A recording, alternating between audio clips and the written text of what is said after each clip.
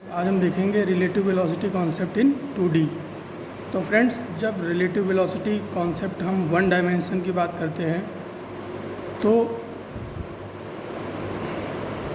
दोनों ऑब्जेक्ट जिनके बीच relative velocity की बात हो रही होती है वो एक ही एक्सेस में मूव कर रहे होते हैं। फॉर एग्जांपल, या तो वो एक्स एक्सिस में मूव कर रहे होते हैं या वाई एक्सिस में मूव कर रहे होते हैं। लेकिन फ्रेंड्स, जब हम बात करते हैं रिलेटिव वेलोसिटी इन 2 डायमेंशन, उस केस में फ्रेंड्स ऑब्जेक्ट जो हैं वो 2 डायमेंशन में मूव कर रहे होते हैं। फॉर एग्जांपल, एक मैन है, वो मूव कर रहा है सड़क पर एक्स डायरेक्शन में और रेन उसके ऊपर आ रही है वाई डायरेक्शन से। तो फ्रेंड्स, ये 2D रिलेटिव वेलोसिटी का कॉन्सेप्ट हो गया। तो फ्रेंड्स, इसमें क्या क्या केस बनते हैं वो देखते हैं। तो फर्स्ट केस में हम देखते हैं कि एक आदमी है जो कि सड़क पे खड़ा हुआ है स्टैंड स्टिल पोजिशन में। दैट मीन्स उसकी वेलोसिटी 0 है और उसके ऊपर रेन गिर रही है। जो रेन की हम लोग स्पीड मान लेते हैं 40 किलोमीटर पर आवर की स्पीड से रेन गिर रही है। तो फ्रेंड्स इस मैन के रेस्पेक्ट में रेन की वेलोसिटी क्या है, तो उसको हम ऐसे डिनोट करते हैं VRM। फ्रेंड्स, नोटेशन पर ध्यान दीजिएगा, R पहले आ रहा है, M बाद में आ रहा है। नोटेशन पर ध्यान देने से क्या फ़ायदा होता है, कैलकुलेशन जो है वो कैलकुलेशन की स्पीड जो है वो फास्ट हो जाती है। तो फ्रेंड्स, हम लिखते हैं रिलेटिव वेलोसिटी ऑफ रेन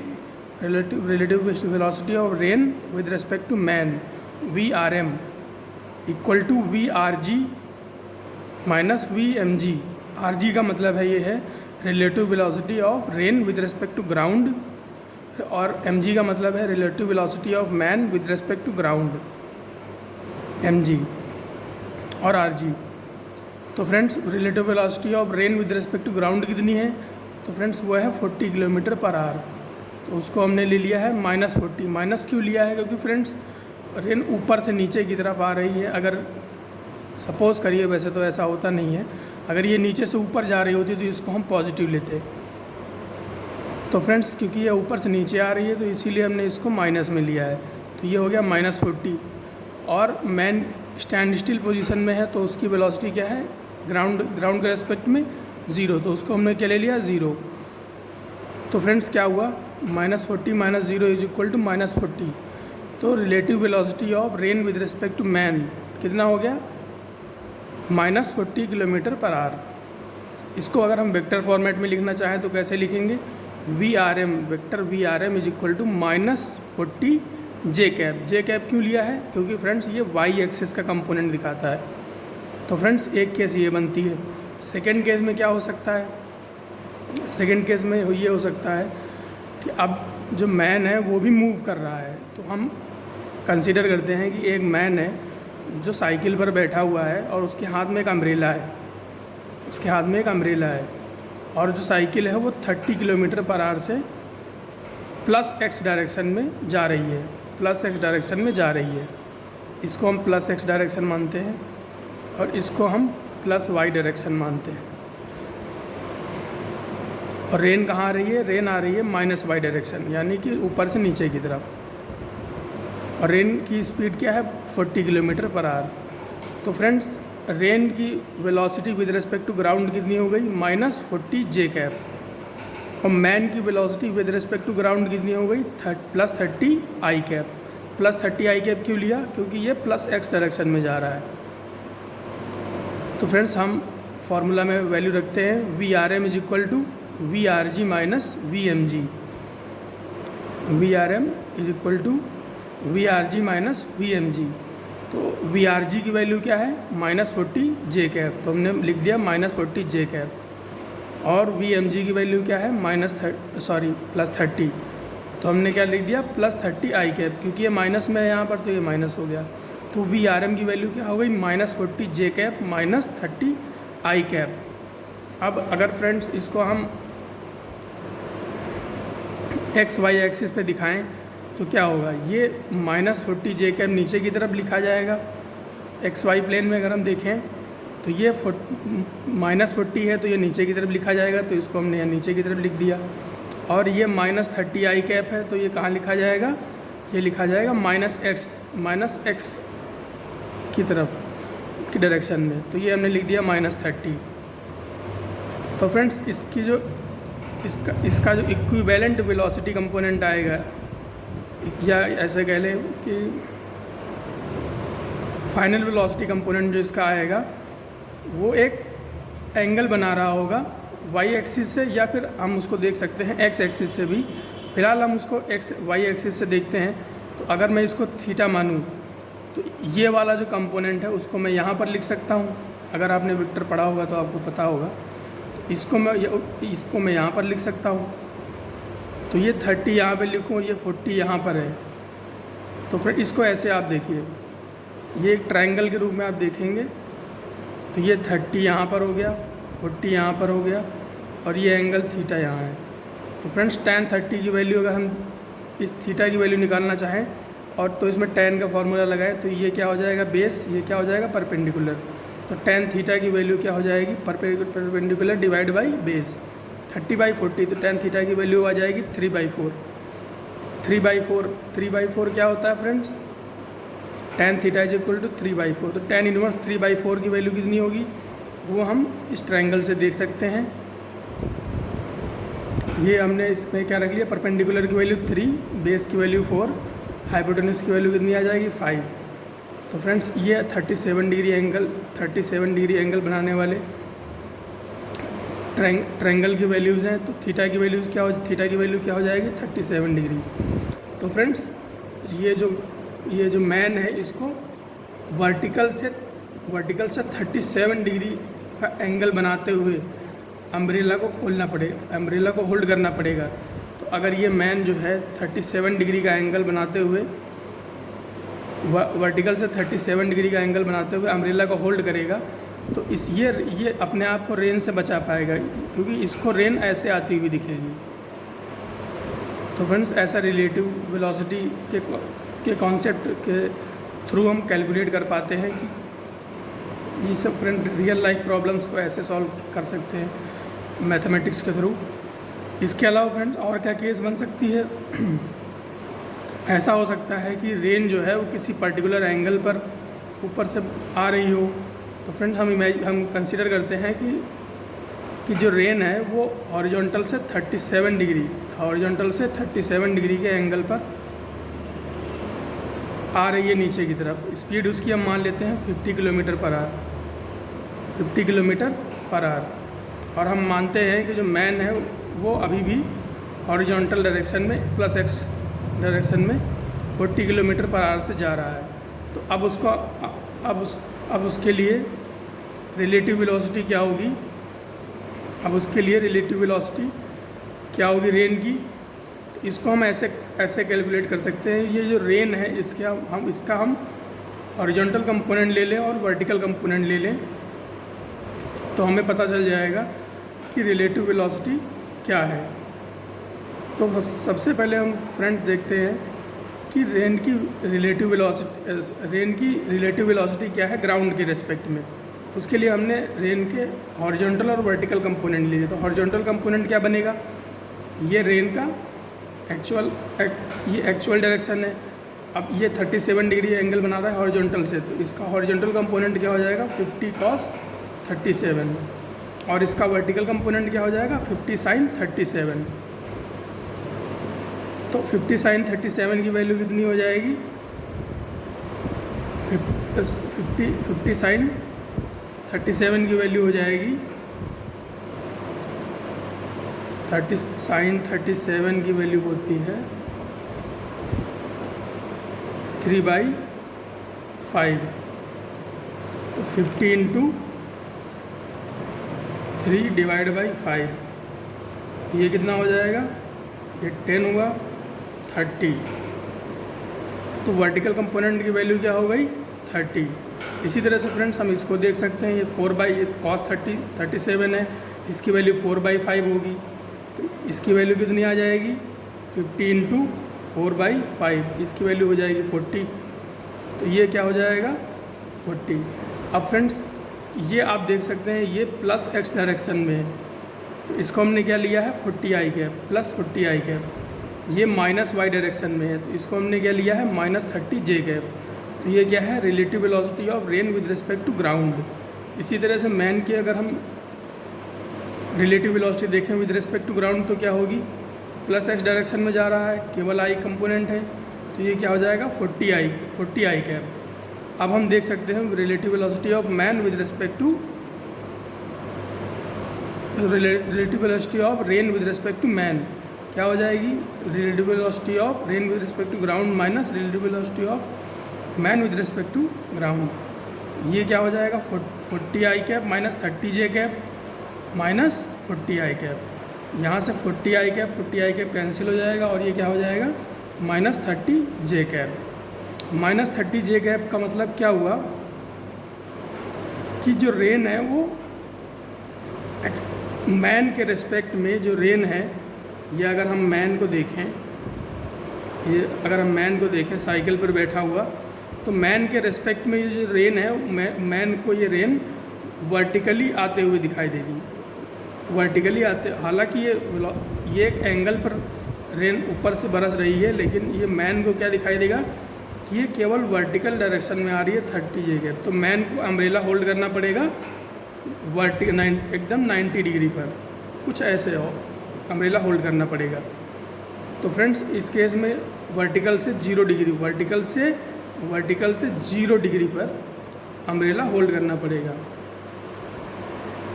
तो फ्रेंड्स ये थर्ड केस हो सकता है। इसके अलावा और क्या केस हो सकता है,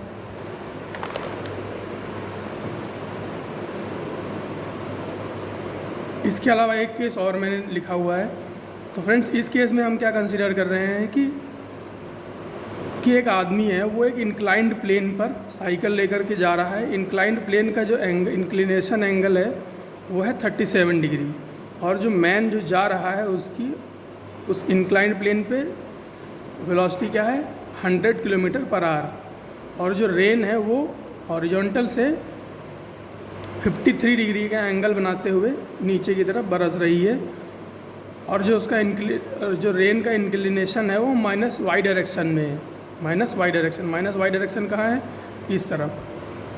ये -y डायरेक्शन है, ये +y डायरेक्शन है, सॉरी ये -x डायरेक्शन है, ये +x डायरेक्शन है। तो रेन का इंक्लिनेशन किस तरफ है, -x डायरेक्शन की तरफ है। तो अब फ्रेंड्स हमें इसमें क्या क्या कैलकुलेट करना है, हमें इसमें फिर से यही कैलकुलेट करना है कि मैन को अम्ब्रेला किस एंगल पे होल्ड करना चाहिए। तो फ्रेंड्स इसमें भी हमें वही करना है। सबसे इस तरह के क्वेश्चन सॉल्व करने का सबसे आसान तरीका यही है कि आप इस फार्मूला को ध्यान में रखें और 1 by 1 वैल्यूज़ कैलकुलेट करें। हमें केवल कैलकुलेट करना है relative velocity of man with respect to relative velocity of rain with respect to man. उसके बाद हम relative velocity of rain with respect to man अगर हम कैलकुलेट कर लें तो हम ये कैलकुलेट कर सकते हैं कि उसको अम्ब्रेला किस डायरेक्शन में होल्ड करना है।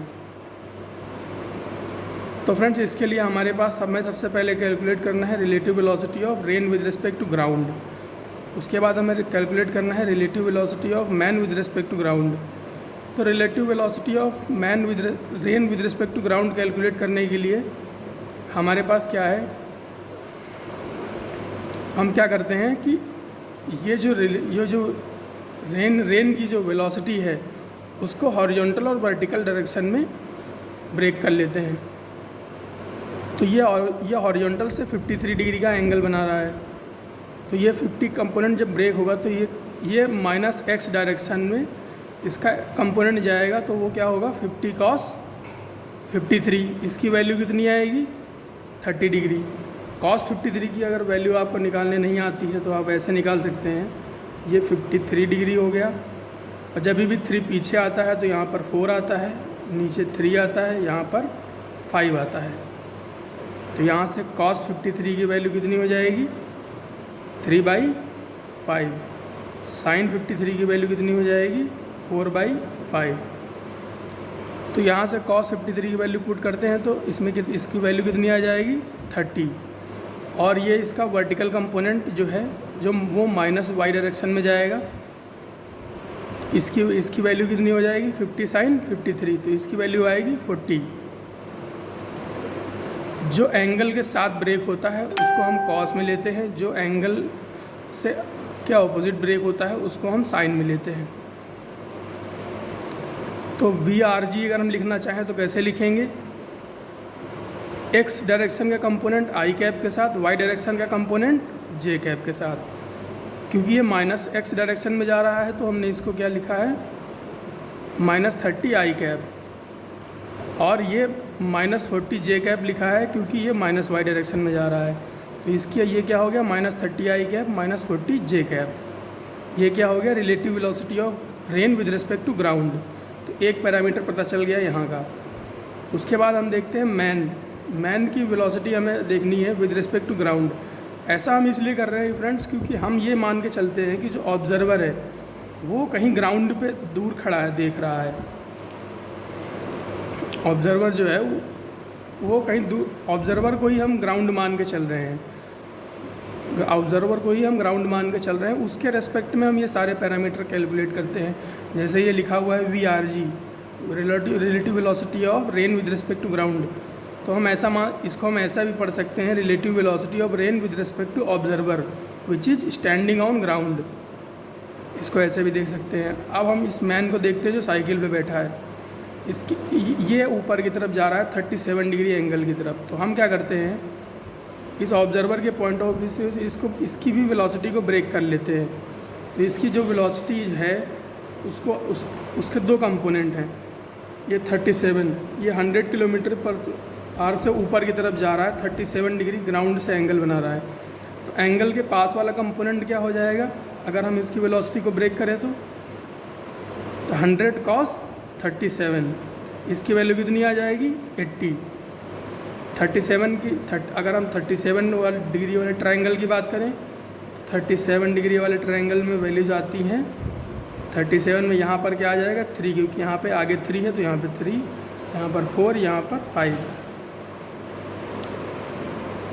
तो 100 cos 37 की वैल्यू क्या आ गई 80, और 100 sin 37 ये जो दूसरा कंपोनेंट है उसकी वो 100 sin 37 होगा, उसकी वैल्यू क्या आ जाएगी 60। तो फ्रेंड्स अगर हम इसको लिखें relative velocity of man with respect to ground क्या होगा, ये प्लस एक्स डायरेक्शन में है, ये प्लस वाई डायरेक्शन में है। प्लस एक्स डायरेक्शन में है, प्लस एक्स डायरेक्शन में है तो उसको क्या कंपोनेंट को क्या लिखेंगे 80 आई कैप प्लस में, और जो प्लस वाई डायरेक्शन में है उसको क्या लिखेंगे +60 जे कैप। तो ये क्या हो गई relative velocity of man with respect to ground. अब देखिए हमारे पास दोनों कंपोनेंट आ गए, relative velocity of rain with respect to ground और relative velocity of man with respect to ground. अब दोनों वैल्यूज इसमें पुट कर देते हैं तो क्या होगा -30 आई कैप -40 जे कैप। ये क्या है वी आर जी, और माइनस 80 आई कैप +60 जे कैप। इसको यहाँ पे रखेंगे, ये माइनस की वजह से दोनों ये माइनस हो जाएगा यहाँ पे यहाँ। तो ये 80 आई कैप 60 जे कैप। इसको अगर हम कैलकुलेट करें तो क्या बनेगा 30 + 80 110, 40 और 60 100 जे कैप। तो ये कितना हुआ -110 और -100 जे कैप। अब ये क्या आ गया relative velocity of rain with respect to man, relative velocity of rain with respect to man. अब ये जो वेलोसिटी आई है ये मैन देख रहा है कि रेन कैसे बरस रही है, तो उसको दिख रहा है कि उसके हिसाब से 100 किलोमीटर पर आवर रेन की वर्टिकल वेलोसिटी है जो कि डायरेक्टली ग्राउंड की तरफ है, और हॉरिजॉन्टल की तरफ उसकी 110 किलोमीटर पर आवर स्पीड है। और रिजल्टेंट वेलोसिटी की अगर हम बात करें, अगर हम रिजल्टेंट वेलोसिटी की बात करें तो क्या हो जाएगी 100 स्क्वायर प्लस 110 स्क्वायर। तो ये हो जाएगी रिजल्टेंट वेलोसिटी। लेकिन हमें रिजल्टेंट वेलोसिटी नहीं निकालनी है, हमें निकालना है एंगल जिस पर उसको अम्ब्रेला होल्ड करना है। तो अब हम फिर से क्या करेंगे, हम फिर से XY प्लेन में ये जो रिलेटिव वेलोसिटी है उसको प्लॉट कर लेंगे। कैसे प्लॉट करेंगे देखिए, ये -110 आई कैप है। अब क्योंकि ये माइनस में है और आई कैप का कंपोनेंट है, तो ये माइनस आई कैप की डायरेक्शन में 110 हो जाएगा। इसी तरह से माइनस 100 जे कैप है, तो ये माइनस वाई की डायरेक्शन में 100 हो जाएगा। अब ये हम ट्रायंगल देख रहे हैं, ये ट्रायंगल हम देख रहे हैं, ये वाला ट्रायंगल देख रहे हैं, ये एंगल बना रहा है थीटा। अब इसको कैसे कैलकुलेट करें, तो ये जो 110 वाला कंपोनेंट है उसको उठा के यहाँ पे ले आइए, ये वाला जो 110 वाला कंपोनेंट है उसको उठा करके यहाँ ले आइए, और फिर यहाँ से देखिए तो ये क्या हुआ बेस, ये क्या हुआ बेस, ये क्या हुआ परपेंडिकुलर। तो tan थीटा की वैल्यू क्या हो जाएगी, परपेंडिकुलर डिवाइड बाई बेस। तो थीटा की वैल्यू क्या हो जाएगी tan इनवर्स 11/10। तो मैन को अम्ब्रेला होल्ड करना पड़ेगा कितने पर, हॉरिजो वर्टिकल से tan इनवर्स 11/10 डिग्री एंगल पर अम्ब्रेला को होल्ड करना पड़ेगा, कुछ इस तरह से। तो फ्रेंड्स ये 4 केसेस बनते हैं रेन मैन प्रॉब्लम्स पे। वैसे क्वेश्चन कई सारे बनाए जा सकते हैं, लेकिन फ्रेंड्स ये मैक्सिमम डिफ़िकल्टी वाले क्वेश्चन थे। इसके बाद हम अगली वीडियो में हम देखेंगे रिवर बोट और रिवर स्विमर वाली प्रॉब्लम्स। तब तक के पढ़ते रहिए।